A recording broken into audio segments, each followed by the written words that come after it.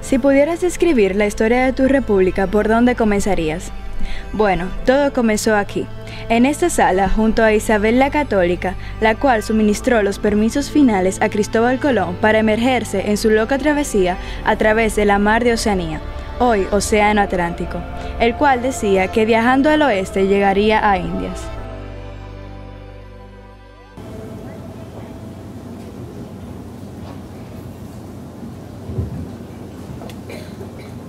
Vuestra Majestad, reina Isabel I de Castilla, ahora se encuentra el navegante y cartógrafo Cristóbal Colón, estableciendo que tiene el apoyo financiero de Luis de Santander y otros comerciantes para su expedición de Indias.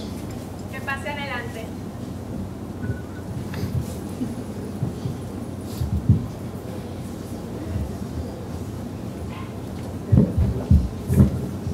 Majestad, he conseguido apoyo financiero de comerciantes para mi expedición. Le aseguro que esta se completará, así llegando a Indias y facilitando el comercio de especies. ¿Qué me asegura que lograrás tu cometido? El hecho de que la Tierra no es plana, más bien redonda. No estoy totalmente de acuerdo con tu teoría, pero ya que has conseguido apoyo, esta vuestra corona de Castilla y Aragón te otorgará permiso para salir y navegar los mares. Así también se te otorgará el título de virrey y gobernador de las tierras que ganares. Pero recuerda, toda la responsabilidad y autoridad recae sobre la corona. Muchas gracias, Majestad.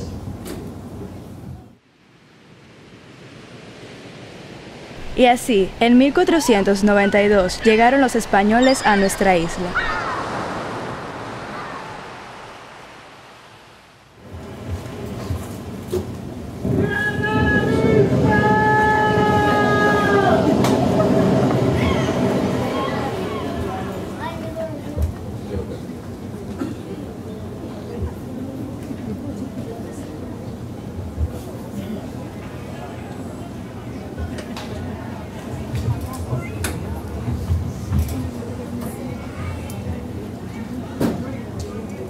Caballeros, tendremos muchas historias que contar cuando lleguemos a España. Este momento es la raíz de nuestra historia. Al principio, los españoles trataban a los indígenas con amabilidad, cariño y delicadeza, pero nunca se imaginaron que sería el comienzo de infinidad de llantos y dolores. Dentro de los mandatos españoles para ser conquistador peninsular se necesitaban tierras y siervos, por lo cual Nicolás Giovando, que llegó a la isla en 1502, desencadenó una ola de combates brutales y medidas represivas para someter a los indios, ordenando que todo aquel que se sublevara fuese eliminado, tomando lugar la batalla final entre 400 soldados españoles bien armados y el grupo de aborígenes en contra que restaba.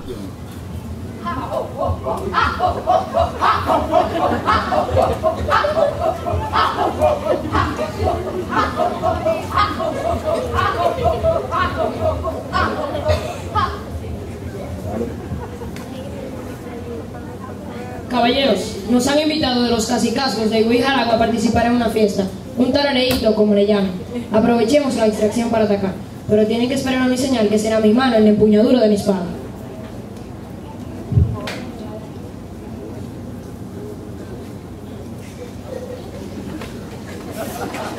Debido a la cantidad de hombres y el tipo de armas que portaban, los españoles vencieron a los aborígenes, estando nosotros bajo el gobierno de la corona española hasta 1822. Para el 9 de febrero de 1822, los haitianos ocuparon nuestro territorio bajo el gobierno de Jean-Pierre Boyer. Se les prohibió a los blancos ser dueños de tierra, se restringió el uso de la lengua española y el odio por los blancos fue tal que tomaron la bandera francesa, eliminaron su franja blanca y la tomaron como bandera del país, representando que el poder ya no residía en los blancos.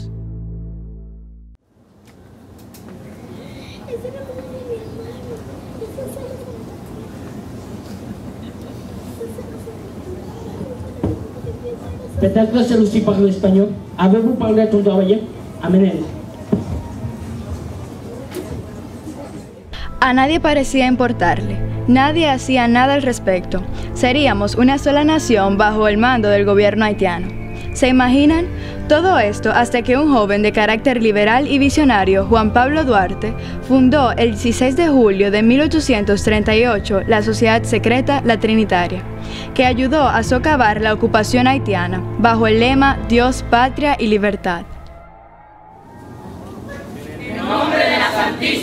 augustísima e indivisible Trinidad de Dios Omnipotente, juro y prometo por mi honor y mi conciencia, en nombre de nuestro presidente, Juan Pablo Duarte, cooperar con mi persona, vida y bienes, a la separación definitiva del gobierno haitiano y implantar una república libre, soberana e independiente de toda dominación extranjera, que se denominará República Dominicana, la cual tendrá su pabellón tricolor en cuadros encarnados y azules, atravesados por una cruz blanca.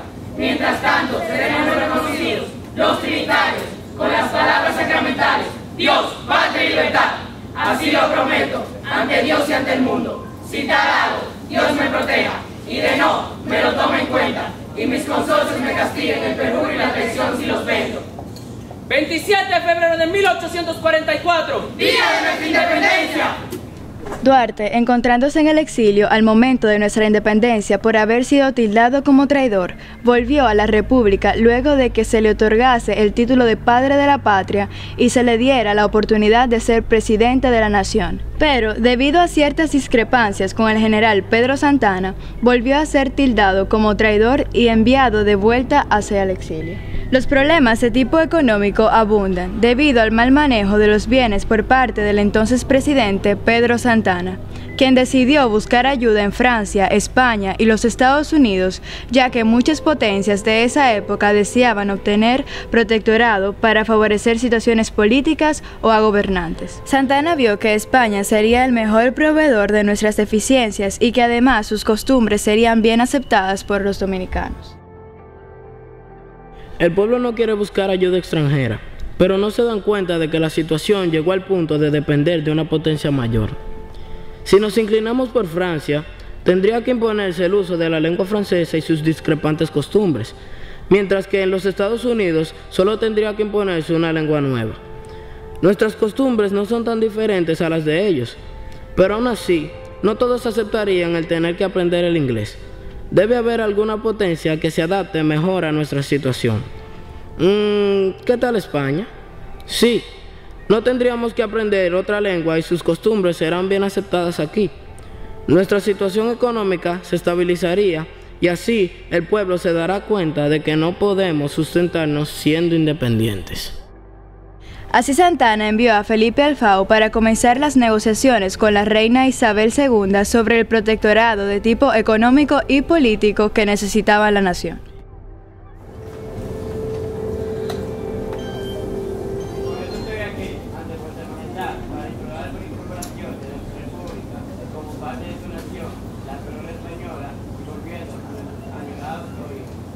Después de haber escuchado su lamentable situación, siendo una reina justa y de paz, extiendo mi mano en nombre de mi nación como acto de benevolencia, aceptando la anexión bajo la condición del no establecimiento de la esclavitud, aceptando y considerando la República Dominicana como provincia española y así el armonizamiento de la moneda. Demás términos y condiciones quedarán para discutir en otra ocasión. Las protestas no se hicieron esperar en nuestro territorio y a nivel internacional se hicieron eco de ellas en Chile, Perú y Haití. En nuestro país se formó además el grupo dirigido por el trinitario Francisco del Rosario Sánchez llamado La Regeneración, quienes inician una lucha sin tregua en contra del hecho anexionista. El 16 de agosto de 1863, un nuevo grupo bajo el liderazgo de Gregorio Luperón y Santiago Rodríguez hizo una audaz incursión por la frontera norte dominico-haitiana y levantaron la bandera dominicana en el Cerro de Capotillo. Esta acción, conocida como el Grito de Capotillo, fue el comienzo de la guerra. No podemos permitir que los españoles tomen lo que es nuestro. Y es hora de demostrar al mundo que somos una nación libre e independiente. ¡Sí! No permitiremos que nos arrebaten a nuestra amada patria en nuestros brazos. Lucharemos por ella hasta morir. ¡Atención! ¡Marca el paso! ¡Ya! 1, 2, 3, 4. 1, 2, 3, 4. 1, 2, 3, 4. ¡Cadencia! 1, 2, 3, 4. 1, 2, 3, 4. 1, 2, 3, 4. ¡Ya!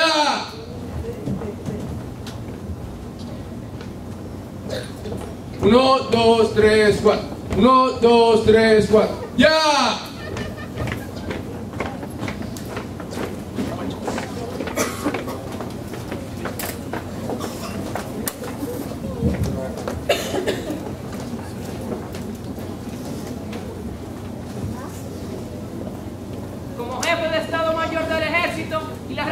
autoridad se ha dicho puestos a recaer en mí, he velado por mi patria desde antes de mi ingreso a la milicia. Y dentro de dicha acción me he dado cuenta de que nuestro expresidente Horacio Vázquez no poseía la capacidad necesaria para buscar una solución negociada a esta crisis actual. Por lo tanto, dentro de las capacidades que el Estado y la ley me otorga, anuncio mi candidatura presidencial 1930-1936, postulando como presidente a mi persona, Rafael Leónidas Trujillo Molina, representante del Partido Dominicano, bajo el lema rectitud, libertad y trabajo. Aristóteles dijo una vez: cada día la sociedad está sometida a la dinámica del cambio político. Y así ocurrió en nuestro país en 1930, cuando Rafael Leónidas Trujillo asciende al poder, convirtiendo su gobierno en una dictadura, caracterizada por el militarismo, el unipersonalismo y el despotismo. Trujillo utilizó su ejército para imponer un dominio sobre el resto de la población dominicana por medio de la violencia, el terror, la tortura y el asesinato.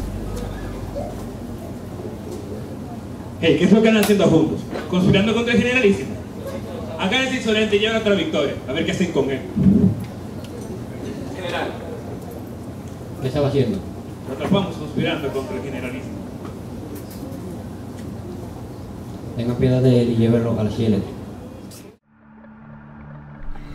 De eso se trataba este gobierno, de maltrato, discriminación, violencia, tortura y el irrespeto del derecho fundamental de los seres humanos, el derecho a la vida.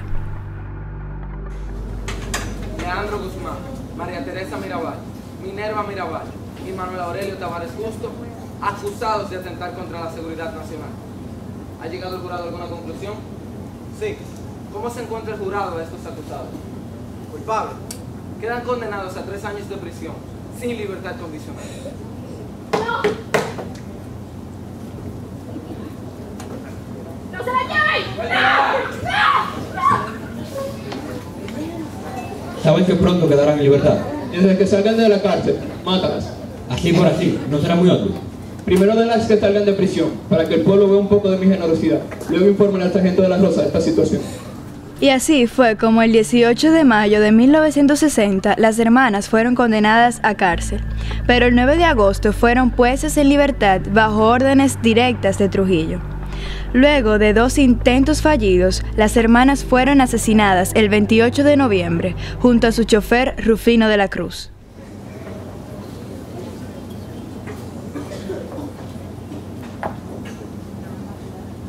Misión cumplida, señor. Trujillo creyó en el momento que había eliminado un gran problema. Sin embargo, el asesinato le trajo muchos inconvenientes y fue el principio de su desgracia. La muerte de las Mirabal causó gran repercusión en la República Dominicana. Esta reacción contribuyó a despertar conciencia en el público y finalmente culminó con el asesinato del dictador el 30 de mayo de 1961. Pero luego de la muerte de Trujillo, el pueblo se esperaba todo menos un seguidor del legado del dictador, Joaquín Balaguer, aunque eso significara crear un golpe de Estado hacia Juan Bosch.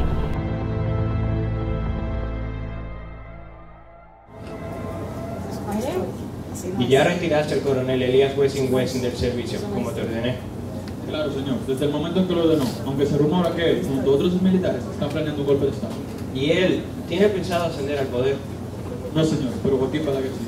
Está bien, puedes retirar. ¡Fuera, Bosch! ¡Fuera! ¡Seguridad, seguridad! ¡Fuera, Bosch! ¡Fuera, Bosch!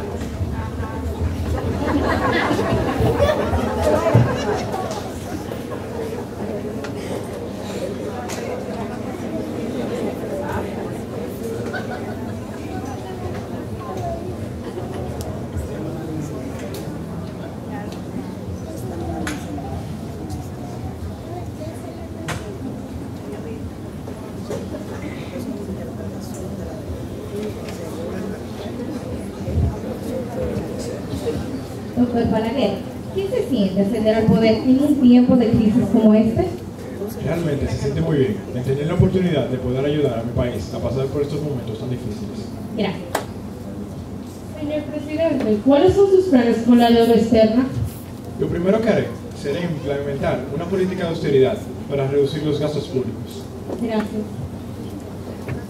Señor presidente, muchos consideran que su gobierno es una continuación de la dictadura de Trujillo. ¿Qué opina usted al respecto? Se acabó la rueda de prensa. El triunvirato que tomó el poder luego solo pudo mantenerse gracias al apoyo de los Estados Unidos, la Iglesia Católica y los generales trujillistas, a los que les dio diferentes privilegios extraordinarios, tales como abrir cantinas para vender productos de contrabando traídos en aviones de la Fuerza Aérea. Todo esto provocó que el doctor Joaquín Balaguer en Nueva York y el profesor Juan Bosch se unieran en un acuerdo firmado en Río Piedra, Puerto Rico, en el que acordaban unir fuerzas para derrocar al triunvirato.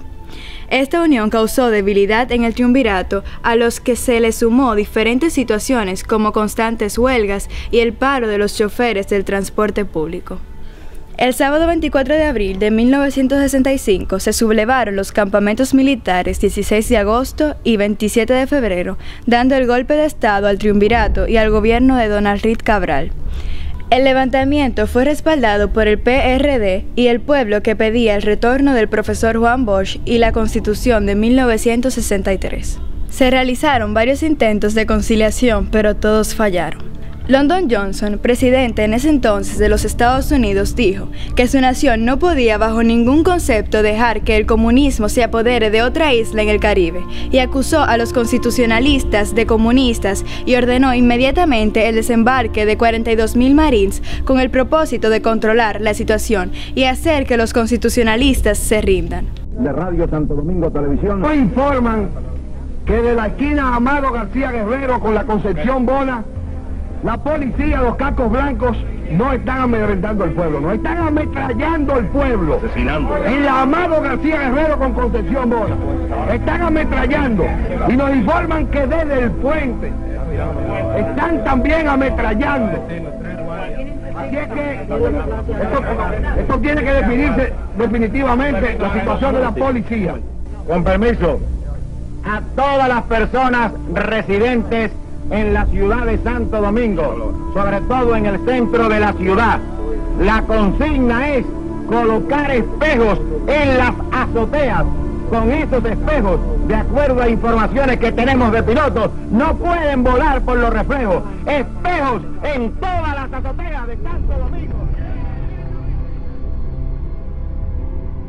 Eso causó que fortaleciéramos nuestra identidad como nación, promulgando la Constitución de 1963, que establecía, entre otras cosas, la libertad política, religiosa y de expresión, el derecho a la vivienda y el retorno de los disidentes políticos y exiliados durante el régimen trujillista. También esta Carta Magna favorecía a los campesinos y trabajadores. Pero aún años después quedaban secuelas de la Guerra de Abril, haciéndose protestas todos los años durante el mes de abril frente a entidades americanas. Para el 27 de abril de 1989, dichas protestas comenzaron a tornarse cada vez más violentas. 3 protestantes en nombre del grupo terrorista Fuerza de Resistencia y Liberación Popular colocaron una bomba en el Instituto Cultural Dominico-Americano, causando la muerte de Heidi Virginia, de solo 1 año y 6 meses, hija de Manuel Sánchez Taveras y Luisa López. Aunque no todo era para mal, ya que este hecho permitió a las autoridades detener a los responsables de lo que sería una secuencia de bombas del mismo calibre en 10 escuelas más. Luego de todo esto, presidieron al país presidentes como Antonio Guzmán, Jacobo Magluta, Salvador Jorge Blanco y Joaquín Balaguer. El pueblo se entusiasmó al enterarse que Leonel Fernández sería de la misma escuela de Juan Bosch y que nuestro país estaría en buenas manos. Más tarde, el 16 de agosto del 2000, Hipólito Mejía sube al poder. Juro por Dios, por la patria y por mi honor, cumplir y hacer cumplir la Constitución y las leyes de la República, sostener y defender su independencia, respetar sus derechos y llenar fielmente los derechos de su cargo. Señor presidente, ¿jura usted? En ese mismo año, durante la Cumbre de Panamá, ya se hizo evidente su falta de preparación. La República Dominicana sufrió vergüenza ante el mundo. Dice el presidente Chávez, se ha convertido en deuda eterna. No es tan bien. No sé si el café de Costa Rica y de Brasil está caro, pero el mío está barato. Y del cacao también. Y el tabaco también. Habrán inventado que da cáncer, Fidel. Y la caña también. Y yo no... el café de ustedes Es muy bueno. Sí, claro. El tabaco no tan bueno. Es mejor que de ustedes. Por eso producimos el doble, ya hemos tomado al mercado internacional. Para bien o para mal, el 16 de agosto de 2004, Leonel Fernández vuelve al poder, aumentando la nómina anual de 28.000 millones a 82.000 millones de pesos, incrementando la cantidad de viceministros de 131 a 334, gastos anuales en propagandas de 885 millones a 5.900 millones y permitiendo el atónito aumento de salarios mensuales de funcionarios del Estado, como el del director del Ministerio de Hacienda de 110.000 pesos a 1.275.000 pesos, acompañado también de la remodelación de áreas públicas, la creación de calles asfaltadas en pueblos remotos y construcción de un conjunto de infraestructuras que ayudaría a nuestro país a desarrollarse. Terminando así sus 8 años de gobierno el 16 de agosto de 2012, sucedido por el anterior secretario de Estado de la Presidencia de la República Dominicana, Danilo Medina. Del Senado hago entrega formal de esta banda presidencial como símbolo de los valores patrios. Muchas gracias.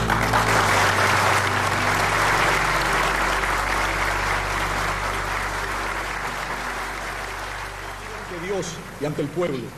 Juro ante Dios y ante el pueblo. Por la patria y por mi honor. Por la patria y por mi honor. Cumplir y hacer cumplir la Constitución y las leyes de la República. Cumplir y hacer cumplir la Constitución y las leyes de la República. Proteger y defender su independencia. Proteger y defender su independencia. Respetar los derechos y las libertades de los ciudadanos y ciudadanas. Respetar los derechos y las libertades de los derechos de las ciudadanas y los ciudadanos. Y cumplir fielmente los deberes de mi cargo. Y cumplir fielmente los deberes de mi cargo. Queda usted juramentado como presidente de la República. Era el mejor de los tiempos, era el peor de los tiempos. Era la época de sabiduría, era la época de necedad. Era la época de creer, era la época de incredulidad. Era la temporada de la luz, era la temporada de la oscuridad. Era la primavera de la esperanza, era el invierno de la desesperación. Teníamos todo ante nosotros, teníamos nada ante nosotros. Nuestra sociedad, en la búsqueda de libertad, ha encontrado libertinaje. Ha ignorado que la libertad, más que un regalo, es un privilegio. Y si seguimos actuando de esta manera, apreciando más el libertinaje, terminaremos perdiendo la libertad por la que tanto luchamos. Pueblo que no conoce su historia, tiende a repetirla.